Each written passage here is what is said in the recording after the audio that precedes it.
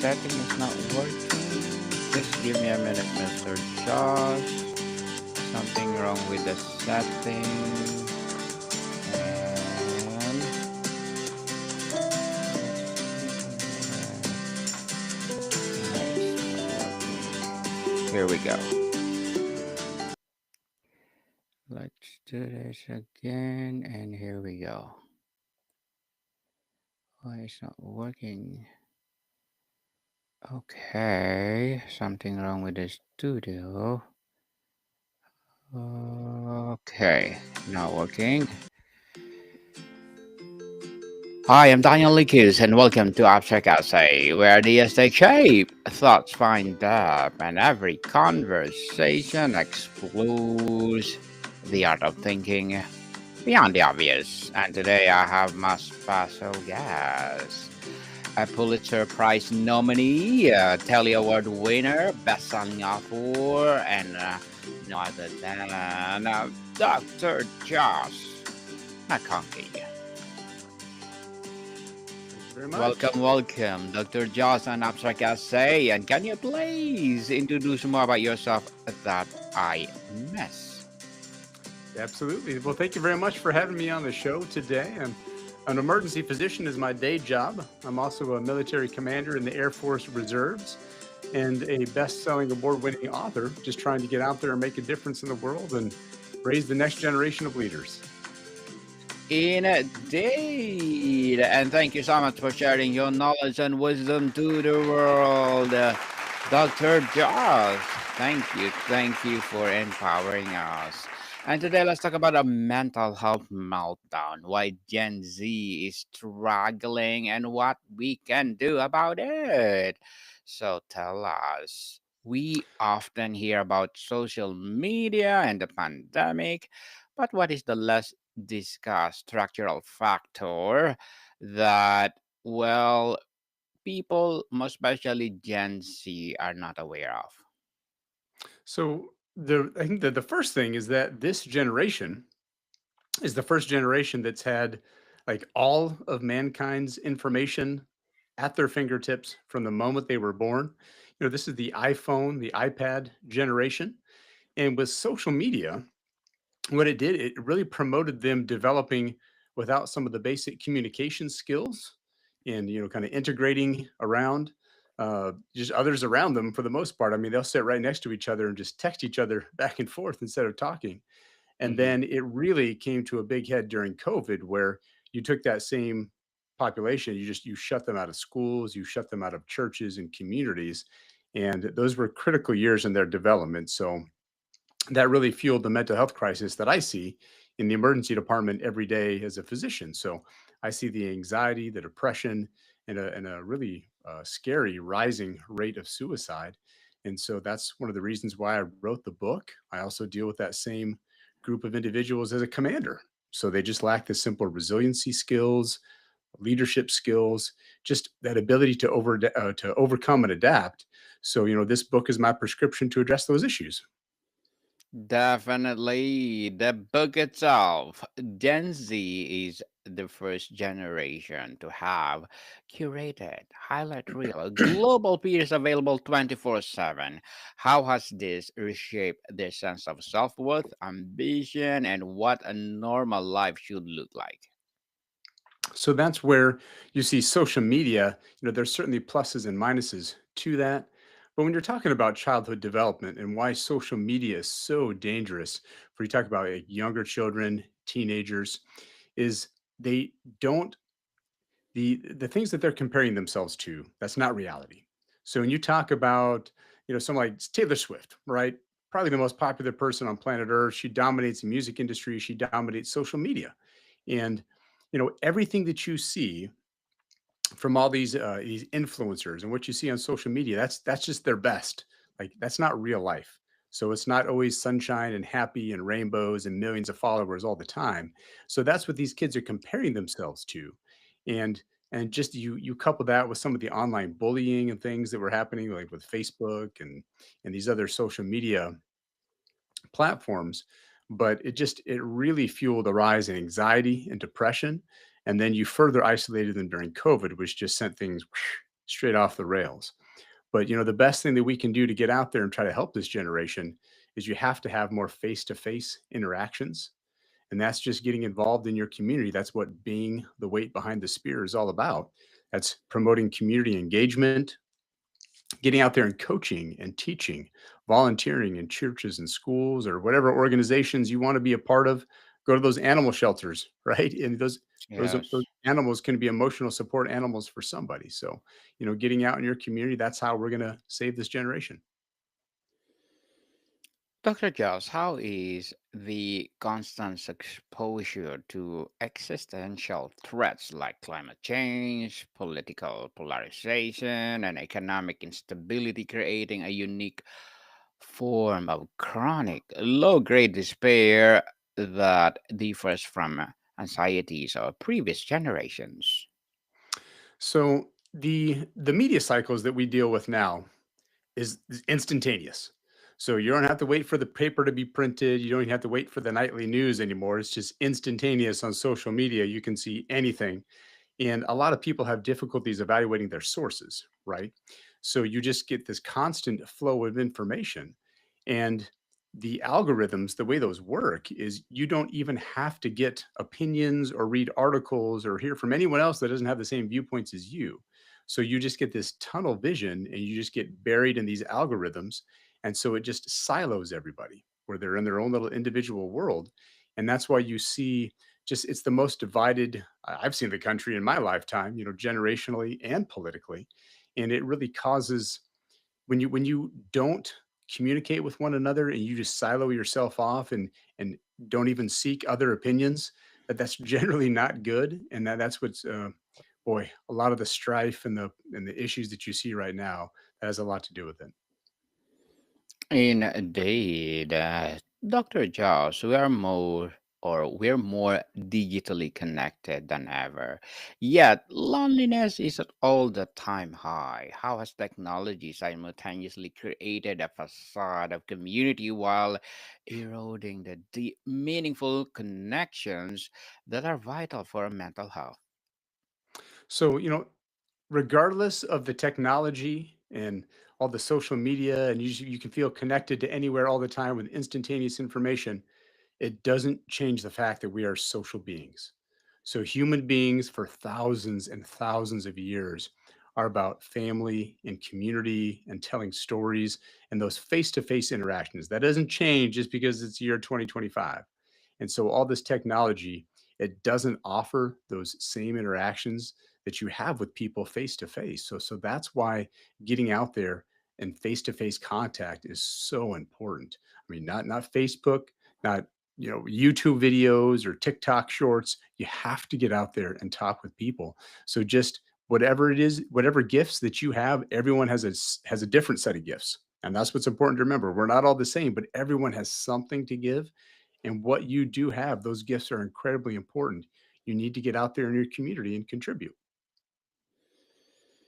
Dr. Josh, from college application to LinkedIn to Instagram, Gen Z or Gen Z's life has been a series of optimized profiles. How has this pressure to constantly build a personal brand from young age impacted their ability to form an authentic identity?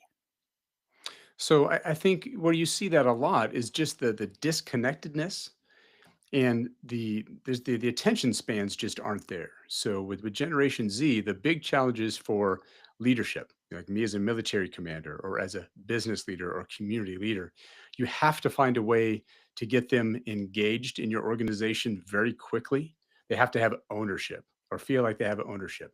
So just talking with them, and what I'll do is I'll really make a point of getting out there, those face-to-face interactions, build up their confidence, ask them questions that that they're going to know the answers to, and try to get them that buy-in into the organization very quickly, because if you don't, they bail. So they quit very easily. They don't do well with the resiliency and encountering obstacles. They bail pretty quick. So you have to find a way to get them really integrated within your organization very quickly and getting that buy-in. Yes, let's help them to recover from their setbacks. Speaking of setbacks, with so much parenting focus on building self esteem, has a Gen Z been intentionally or unintentionally shielded from the critical skill of navigating small failures, leaving them less resilient when facing larger adult setbacks? And so that was really the unintended consequences of the last several years, maybe decade or two, where parents and teachers, everyone was a winner. All right. Everyone gets a participation trophy. And unfortunately, that's not real life. So, you have to frame, there are winners and losers, but losing doesn't have to be a bad thing. You can learn from losing. It helps you to get better. It shows you where you struggle and what you can get better at. So you have to frame that. It's not like me versus everybody else. Sometimes it's just against yourself. You're competing against yourself. It doesn't have to be against other people. And the problems with parents that I call them the lawnmower parents now. So these lawnmower parents, in addition to everyone being a winner and everyone getting the trophy, they just mowed down every obstacle in their child's path. And so that child that never had to encounter obstacles, they didn't have to make decisions. And that's not how they learn, unfortunately. So what you've done is you've you've raised an entire generation of snowflakes that don't know what to do when they encounter a problem and they just roll over and quit. So trying to build that resiliency like into your parenting, into your teaching, into your leadership, as a community or business leader, you have to find a way to get that in there and adapt and overcome because the last decade or two it was not good for these kids. They were figuring that out now. Interesting, Dr. Josh. So, how does the pressure of a gig economy, student debt, and unaffordable housing create a foundational level of stress that makes it difficult to even address higher level of mental health needs? So like Generation Z, you know, a large percentage of them in some studies, over half of the Generation Z really has a distrust in their institutions and their government because, they've done everything they were supposed to do, right? You go to school, you incur a ton of debt, and then you get out in the world and it's like the jobs aren't paying that well. The job market was pretty terrible trying to secure full-time employment anyways. They kind of feel like they were cheated or misled. So, that just that the school debt is huge where, in the United States here, you know, you talk to some of these private school kids. I was a professor at Duke University, and these kids were coming into medical school at Duke University, and just their undergrad alone was 250, $300,000 that they were already in debt. And then you tack on medical school, which is hundreds of thousands of dollars. So they were well over $500,000 in debt before they've ever earned a real paycheck, before they've even finished residency. That's before a house and a car. And that really puts a lot of like economic pressure on them and it affects all of their decisions. So, those that wanted to go into medicine to help people or do primary care and just they just weren't financially able to do that. So they're really kind of putting themselves in careers to make more money that they may not have had their entire heart in that. And then they have all those downstream effects of their relationships and families and their future jobs. If you're generally not happy with your job, you do carry that home with you. And then just the debt and credit card debt, just like everybody else. So these pressures are very very significant. It is something that you feel like it does get worse and worse through successive generations. Boy, that school debt is a big one. Systems and solutions, Dr. Josh. The what we can do. If we are Yeah. truly redesign the education system with the Gen Z mental health as a core KPI, what will be the most important change that we would make moving beyond just adding more counselors? Yeah, and so that's that's the real question there. It's not like this generation is lost. We have a lot of work to do. There's lots of mentoring to do, getting those face-to-face interactions. As a military commander, that's what I've spent the last 3 years of my career doing. But we have to get started earlier than that.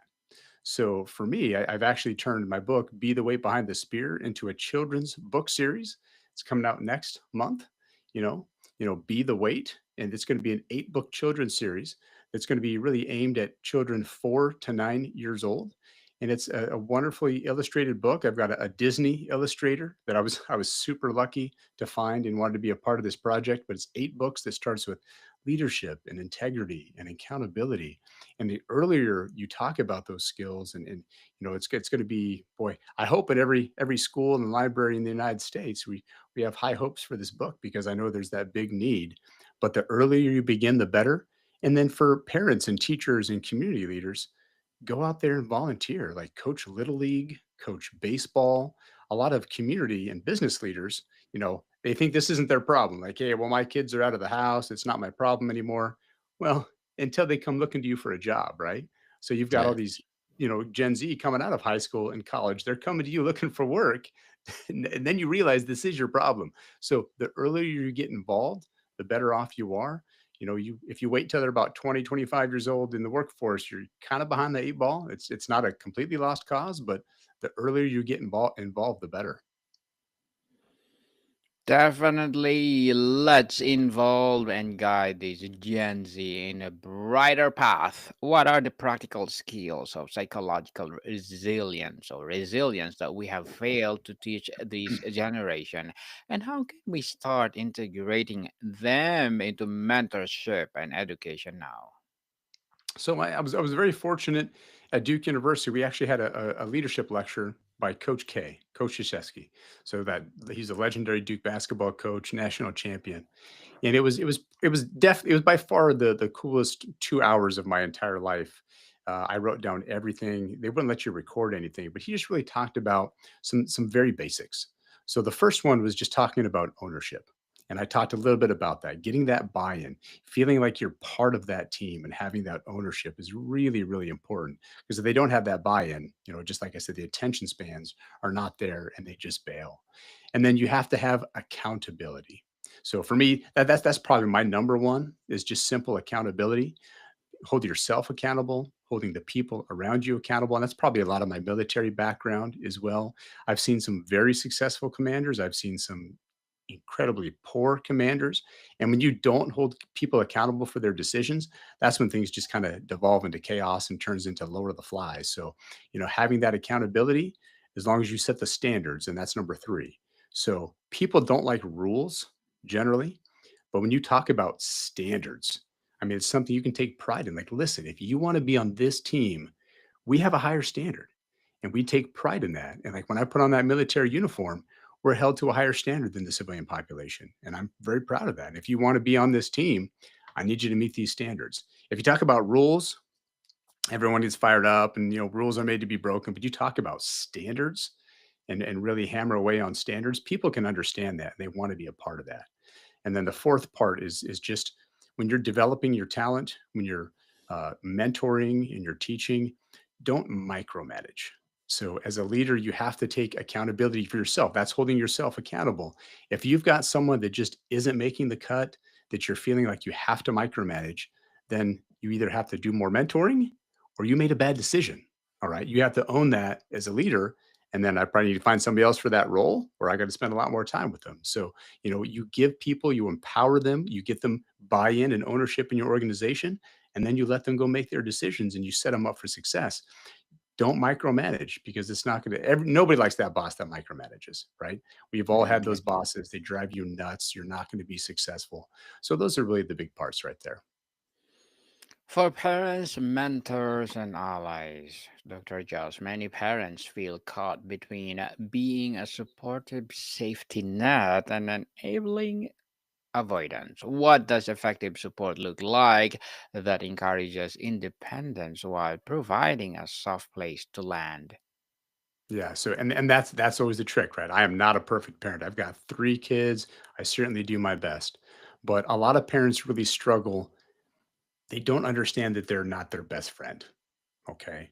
That's not your job to be their best friend. You're there, you support them, you're listening, you love them, you're that soft landing place, but we're not there to be best buddies. Okay. So you have to be the disciplinarian. You have to have that accountability. It's for yourself, just like your child.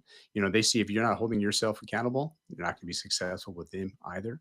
But you give them that safe support structure to get out and make some decisions, make some little mistakes, do it safely. You're there to make sure they don't do the crazy, dangerous ones that can't be undone, But, just talking a little bit about those lawnmower parents, like, don't be the lawnmower parent. You have to let them make some mistakes. That's how they learn. And then that's how they become more resilient later on.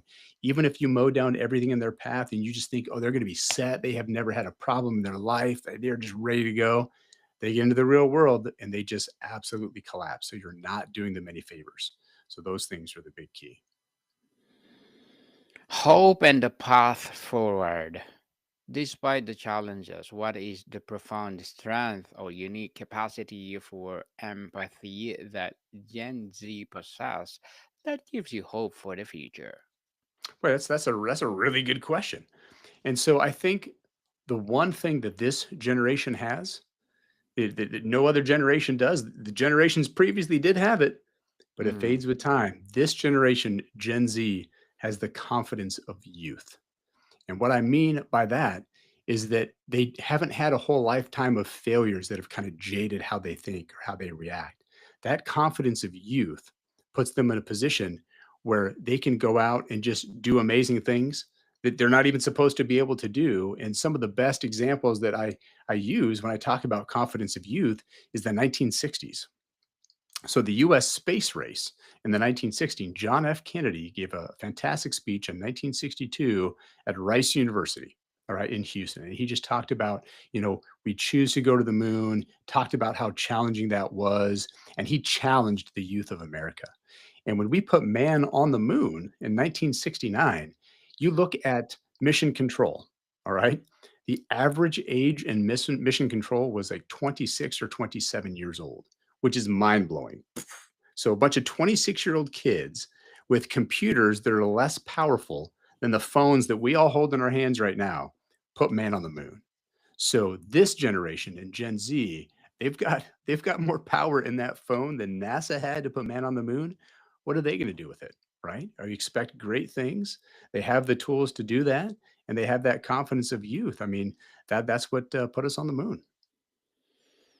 Yes, indeed. And Dr. Josh, what would a mentally healthy culture for Gen Z actually look and feel like? Can you paint a picture of what we should be striving for? You know, don't compare yourself to other people. Everybody is different. Everyone has different skills and gifts, and you are what you're the best of this country that we have to offer. Any country, any community, your best resource is your people. It's teachers, coaches, volunteers, and families. That's what sets us apart. That's what sets you apart. Every individual has a different set of gifts. And so don't compare yourself to other people. Compare it to yourself. Set those benchmarks for yourself. If you go month by month or year by year, am I better than I was last month? Am I learning more? Am I faster? Am I stronger? Am I making more sales? Whatever benchmark you want to set for yourself, just have at it. But compare it to yourself and just strive every single day to just get better. You don't always have to compare yourself to other people, especially social media. That's all fake. Those people, I mean, some of that's real, but the majority of it is not. They're only posting their wins. They're not posting the losses. And that's the other really important part is don't be afraid to fail. Yes, If you're not pushing yourself to failure, you're not pushing hard enough. You have more left in the tank.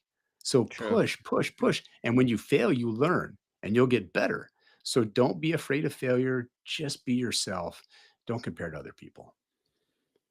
Truly, truly empowering. Empowering answer, Dr. Josh.